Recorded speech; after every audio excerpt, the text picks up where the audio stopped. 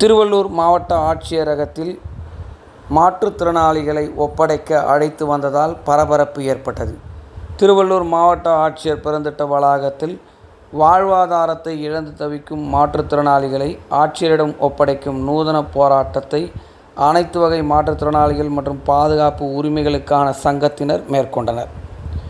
திருவள்ளூர் மாவட்டத்தில் உதவி கேட்டு விண்ணப்பித்து காத்திருப்பவருக்கு உடனே அதனை வழங்க வேண்டும்.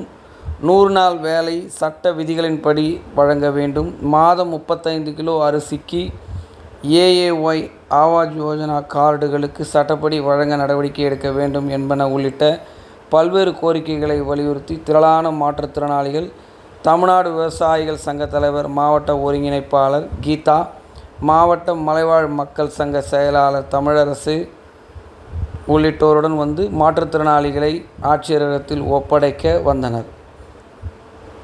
அப்போது மாவட்ட வருவாய் அலுவலர் ராஜ்குமார் மாற்றுத்திறனாளிகளுக்கு வேண்டிய வசதிகளை, அவர்களது கோரிக்கைகளை பூர்த்தி செய்து தருவதாக அளித்த உறுதியை ஏற்று போராட்டத்தில் ஈடுபட வந்தவர்கள் கைவிட்டு கலைந்து சென்றனர். மாற்றுத்திறனாளிகள் விஷயத்தில் பாரபட்சம் பார்க்காமல் உரிய முறையில் உதவ வேண்டும் என கம்யூனிஸ்ட் கட்சி நிர்வாகிகள், சம்பத் உள்ளிட்ட விவசாய தொழிலாளர் சங்கத்தினர் மாவட்ட வருவாய் அலுவலர் ராஜ்குமாரிடம் வலியுறுத்தினர். அந்தந்த அலுவலகங்களும் நம்ம சொல்லிட்டு இருக்கோம், தகவல் சொல்றோம், மனுவா கொடுக்குறோம், போராட்டம் நடத்துறோம். ஆனா இதை காது கொடுத்து கேட்கறதுக்கு யாரும் தயாரா இல்லை. இது மட்டும் இல்லை. இந்த மாவட்டத்தில் பல ஒன்றிய அலுவலகங்களை பிடிஓ ஆஃபீஸ்ல பல மனுக்கள் கொடுத்தாச்சு, பல அதிகாரியோட பேசாச்சு.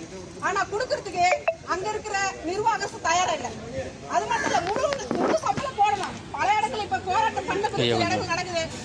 அவமானமா தான் தமிழ்நாடு அரசு கருதணும். அதிகாரிகளுக்கு அசிங்கம். இதோடைய பெரிய வேலை ஒண்ணு இருக்கு போது இல்லை. போராடுறது யார்? மாற்றுத்திறனாளி போராடவே முன் வரக்கூடாது. இது எப்படி கவர்மெண்ட் பாக்குறாங்கன்னு தெரியல. அப்படி இல்லைன்னா இந்த போராட்டம் எது எடுத்தம் கவுத்தெல்லாம் நீங்க நடக்கல.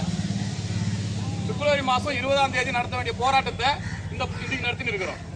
அப்போ சட்டமன்ற தேர்தல் முடிஞ்ச உடனே உங்க கோரிக்கை அனைத்தும் நிறைவேற்றப்படும் வாக்குறுதி கொடுத்தீங்க. சரி, அதை பெருந்தன்மையா இந்த நேரத்தில் தேர்தல் நேரத்தில் மாற்றுத்திறனாளிக்கு போராட வேணான்னு சங்கம் முடிவெடுத்தது, போராட்டத்தை தள்ளி வச்சது. பாராளுமன்ற தேர்தல் முடிஞ்சு எவ்வளவு நாள் ஆச்சு? இப்ப பேச்சுவார்த்தைக்கு 12ஆம் தேதி கூப்பிடுறீங்க. என்ன சொல்றீங்க? அந்த செக்ரட்டரி என்ன சொல்றாரு? அவரும் IAS ஒரு தவறான செய்தியை முதலமைச்சர் தராரு. இங்க பிரச்சனையா